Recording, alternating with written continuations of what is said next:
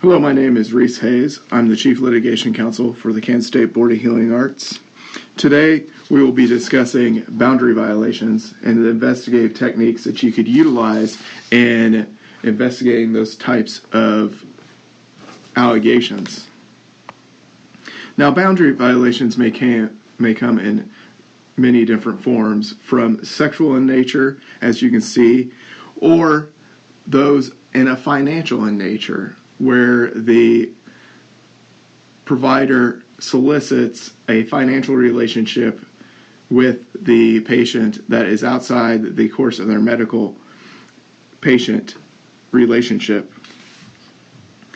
For those that are sexual in nature, it may be the classic sexual encounters between a provider and a patient. It may be a sexual encounter between the patient's significant other and the provider.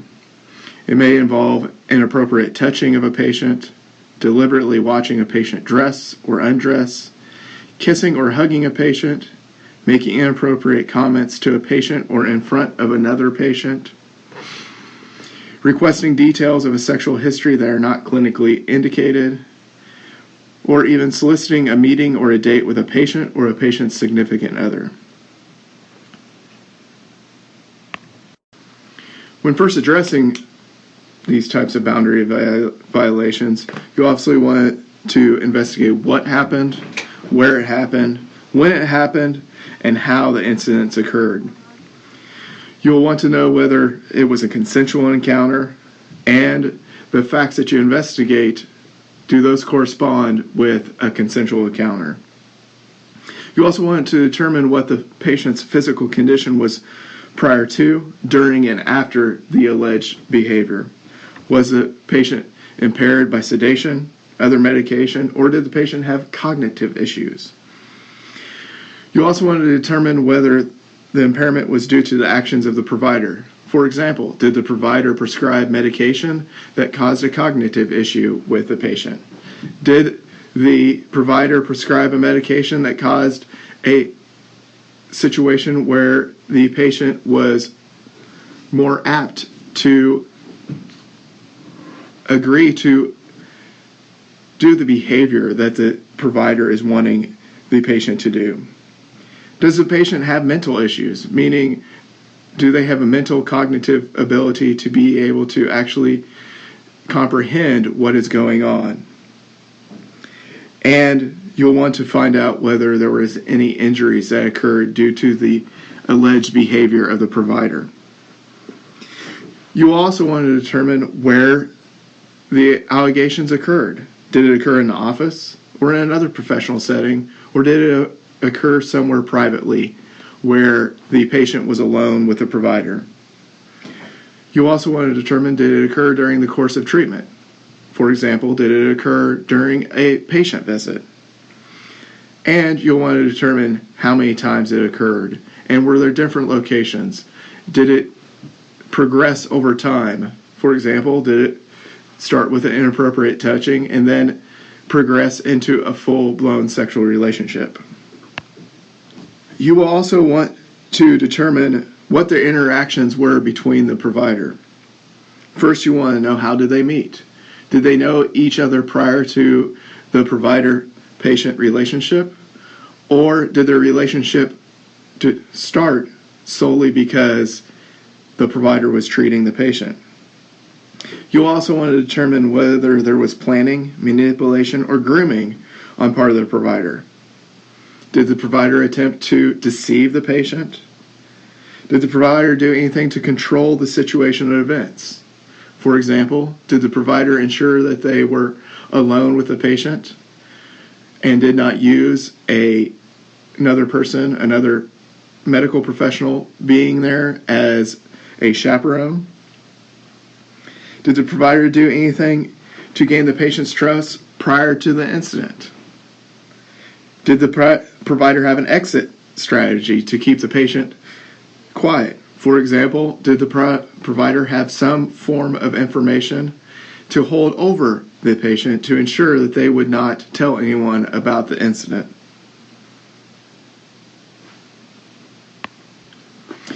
You will also want to determine, why did the provider choose that patient? Did the provider see the patient as an easy target? Was the patient an easy target because they had mental impairments? Was the patient a drug seeker who was looking to feed their habit?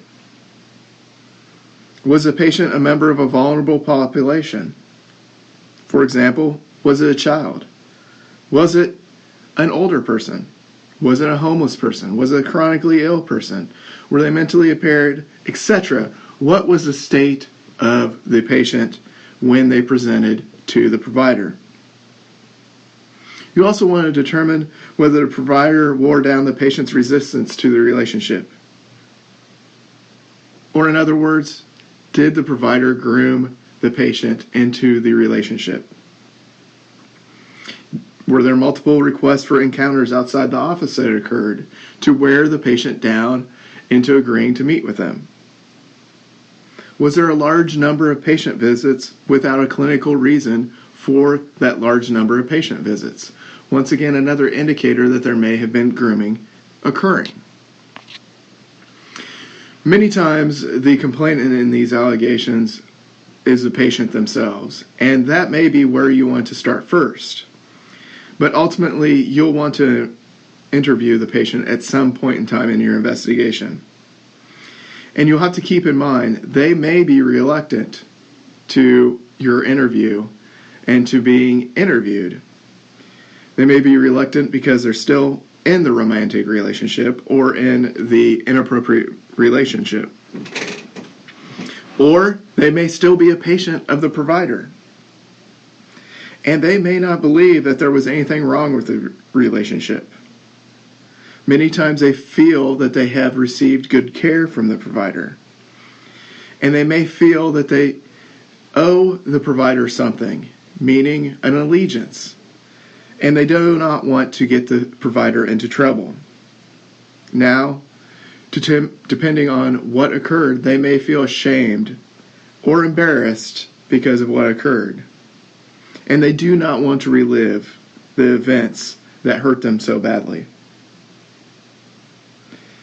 And you take your witness as you find them, and they may have had a bad experience with a prior investigation during a criminal investigation of the incident or the facility's own investigation into the incident. And due to the timing when your interview occurs, those bad experiences may cause the witness to not be a willing witness to be interviewed. Now, there are some key principles for effective patient interview. In most of these key principles, I will focus upon a sexual assault or a sexual boundaries violation that had occurred. Because sexual assault involves a disconnection and disempowerment, so the investigator must do the opposite. You must empower the patient. And you do this by telling them what to expect from the process and provide them their options. For example, they can tell their story when they're ready to tell their story and how they would like to tell their story. You need to provide them with the tools so they feel that they are a competent partner in the interview as opposed to a subject of the interview. When you're doing this interview, think, are you connecting with the patient? Are you ensuring that the patient is being heard? Do they feel that you are listening to them? Are you ensuring that they feel respected? Are you using empathy and compassion when communicating with the patient? And are you focusing your attention on the patient?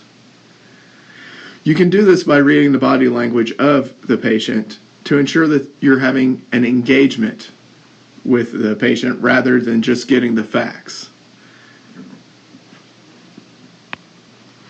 Ensuring that you're using empathy and connecting with the patient will create an interview that obtains much more effective information and relevant information that can ensure that the correct outcome is obtained during this process. Now, after you do an interview with the patient, you also need to obtain some evidence to confirm what the patient has told you, or the allegation or the complaint has told you is the actual facts that occurred.